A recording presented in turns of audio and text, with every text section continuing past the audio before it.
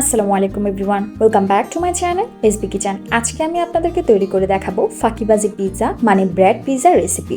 যারা পিৎজা খেতে পছন্দ করেন কিন্তু পিৎজা বানানোটা ঝামেলার মনে করেন, তারা অনায়াসে এই ব্রেড পিৎজাটি তৈরি করতে পারেন। বাসায় পাউরুটি থাকলে খুব কম সময়ে তৈরি করতে পারেন এই ব্রেড পিৎজা, আর এটা খেতেও কিন্তু দুর্দান্ত। তাহলে চলুন কথা না বাড়িয়ে শুরু করা যাক।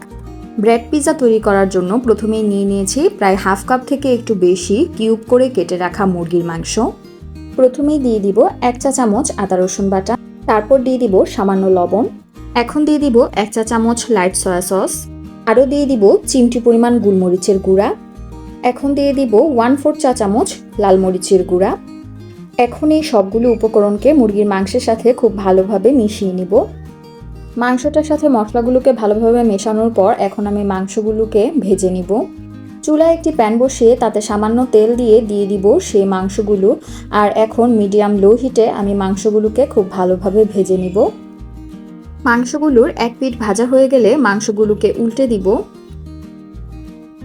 এভাবেই মাংসগুলোর 2 পিঠ যখন ভাজা হয়ে যাবে তখন আমি মাংসগুলোকে চুলা থেকে নামিয়ে নিব। চলে আসলাম পিৎজা বানানোর মেইন পার্টে। প্রথমেই নিয়ে নিয়েছি একটি পাউরুটি, আর এখন আমি তার মধ্যে স্প্রেড করে দিব টমেটো সস। আপনারা চাইলে পিৎজা সসও ব্যবহার করতে পারেন।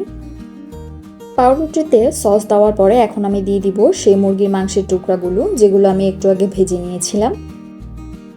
এখন আমি দিয়ে দিব গ্রেট করে রাখা মোজরেলা চিজ। চেষ্টা করবেন চিজটা এভাবে গ্রেট করে কেটে দিতে, তাহলে চিজটা তাড়াতাড়ি মেল্ট হবে।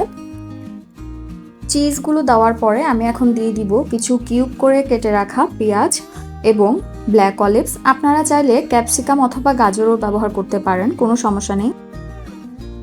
সবশেষে আমি এখন চিমটি পরিমাণ অর্গ্যানো এবং চিমটি পরিমাণ চিলি ফ্লেক্স এই পিৎজার উপরে এভাবে ছড়িয়ে ছিটিয়ে দিয়ে দিব। এতে পিৎজার ফ্লেভার অনেক গুণ বেড়ে যাবে। ভিউয়ার্স, ব্রেড পিৎজাগুলো রেডি করা হয়ে গেছে। এখন আমি এগুলোকে বেক করে নিব।